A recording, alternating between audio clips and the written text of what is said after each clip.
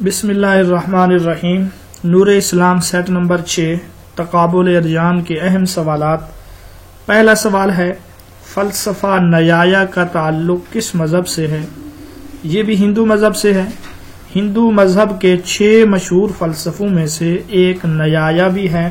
اس فلسفہ کا جو بانی ہے اس کا نام ہے گوتم۔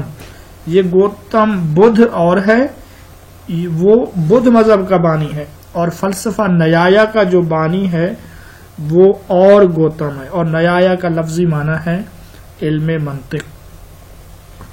منو سمرتی کس مذہب کی مقدس کتاب ہے؟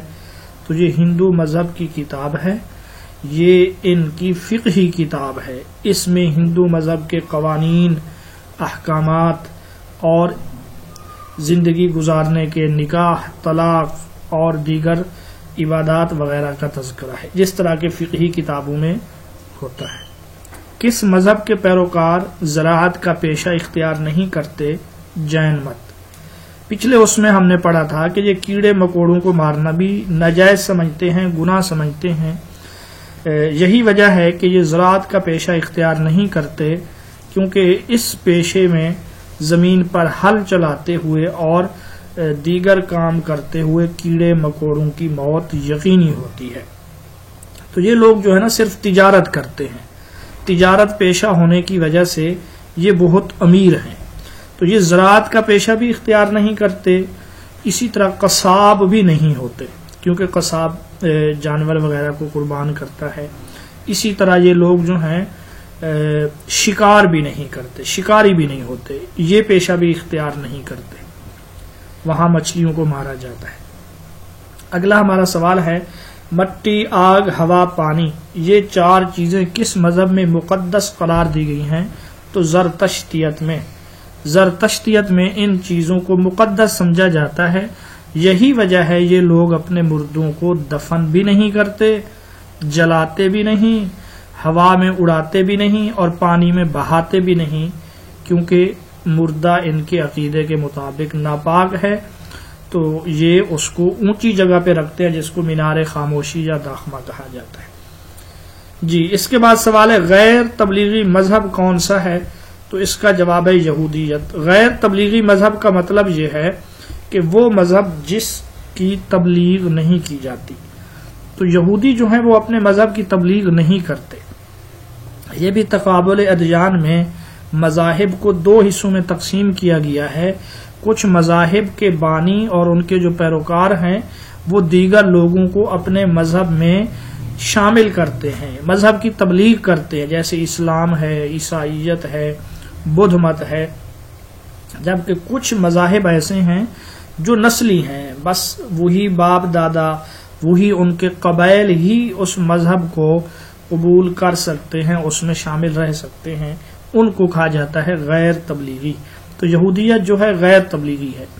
اگر کوئی بنی اسرائیلی یا بنی اسرائیلیوں کے علاوہ یا یہودیوں کے علاوہ کوئی یہودی مذہب قبول کر بھی لے تو وہ اس کو اپنے ساتھ نہیں رکھتے، اس کو الگ رکھتے ہیں۔ بھکشو کی اصطلاح کس مذہب میں استعمال ہوتی ہے؟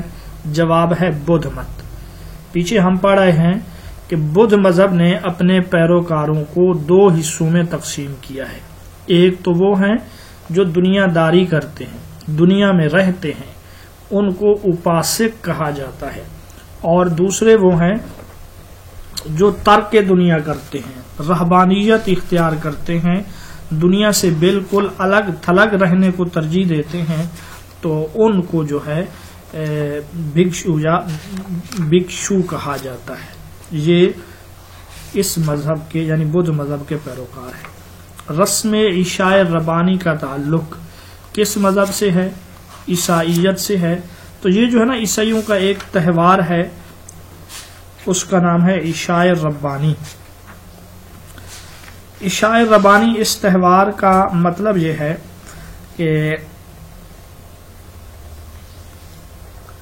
حضرت عیسیٰ علیہ السلام ان کے عقیدے کے مطابق چونکہ وہ سولی پر چڑھا دیے گئے، انہوں نے قربانی دے دی، پیچھے ہم نے پڑھا ہے عقیدہ کفارہ، تو تمام بنی نوع انسانی کے لیے آپ گناہوں کا کفارہ ادا کر گئے ہیں، اب حضرت عیسیٰ کی قربانی کی یاد میں یہ رسم مناتے ہیں، اور عیسائی یہ کہتے ہیں گرفتاری سے پہلے، یعنی جب آپ کو گرفتار کیا گیا، سولی دیا گیا ان کے عقیدے کے مطابق، اس سے ایک دن پہلے رات کو جو آپ نے کھانا کھایا اپنے حواریوں کے ساتھ، اسی کو عشاء ربانی کہا جاتا ہے۔ تو کہتے ہیں کہ جب آپ نے اپنے حواریوں کے ساتھ کھانا کھایا تو آپ نے ایک روٹی لی اور برکت دے کر توڑی، برکت دے کر جیسے ہم بسم اللہ پڑھ کے روٹی کھاتے ہیں، اور شاگردوں کو دے کر کہا، حواریوں کو دے کر کہا کہ لو کھاؤ، یہ میرا بدن ہے، یعنی روٹی دی اپنے شاگردوں کو اور کہا کہ یہ میرا بدن ہے، اسے کھاؤ۔